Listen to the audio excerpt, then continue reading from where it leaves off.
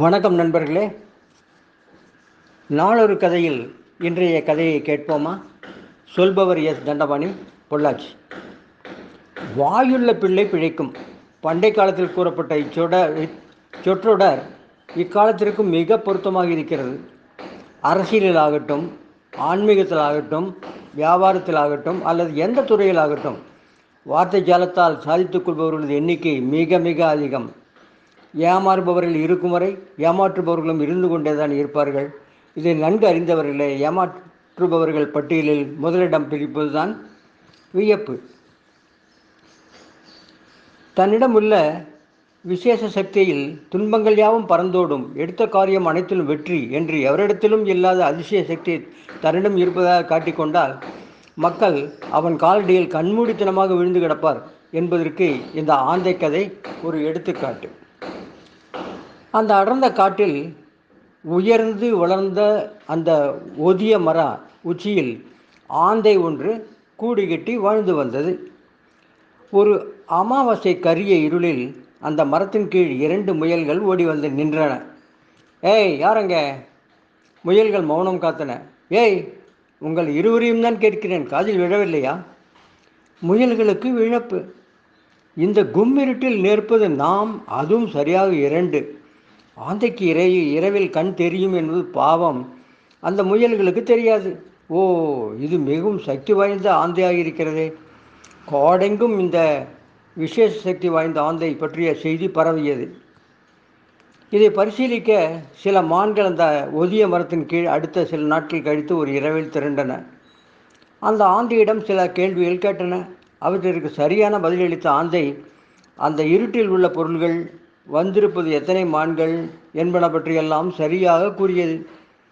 திருப்தியடைந்த இளைஞனங்கள் ஒன்று கூடி ஒரு மனதாக ஆந்தையை தம் தலைவராக தேர்ந்தெடுத்தன. என்னை தலைவராக தேர்ந்தெடுத்தமைக்கு மிக்க நன்றி. என்னை நம்பியிருக்கும் உங்களையெல்லாம் காப்பது எனது கடமை. இரவில் நீங்கள் பயமின்றி நன்கு உறங்க வேண்டும். ஆகவே எனது தூக்கத்தை உங்கள் நன்மைக்காக தியாகம் செய்கிறேன்.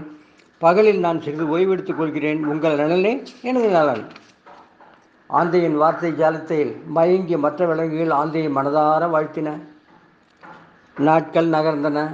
ஒரு நாள் பகல் வேளையில் அந்த விலங்குகள் அனைத்தும் காட்டை ஒட்டிய நெடுஞ்சாலையை கடந்து அடுத்த பக்கத்திற்கு செல்ல நேர்ந்தது.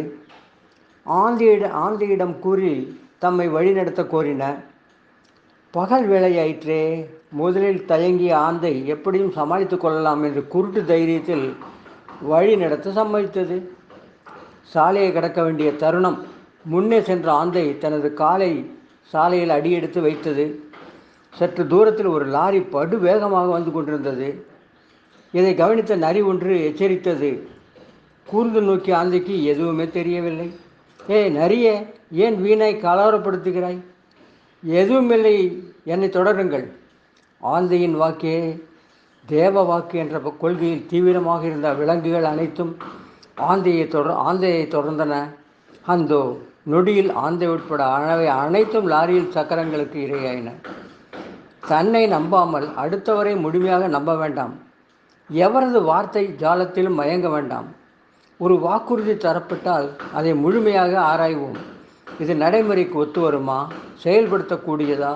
இதை அவரால் எப்படி செய்ய இயலும் என்றெல்லாம் யோசித்து முடிவெடுப்போம்.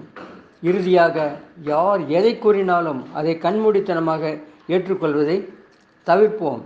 ஏமாந்தது போதும், இனிமேலும் ஏமாற வேண்டாமே. நாளை மற்றும் ஒரு கதையுடன் சந்திப்போம். கதைகளை தொடர்ந்து கேட்க இந்த யூடியூப் சேனலை சப்ஸ்கிரைப் செய்து கொள்ளுங்கள். பெல் பட்டனை அழுத்துங்கள். நாளை மீண்டும் மற்றொரு கதையுடன் சந்திப்போம். நன்றி, வணக்கம்.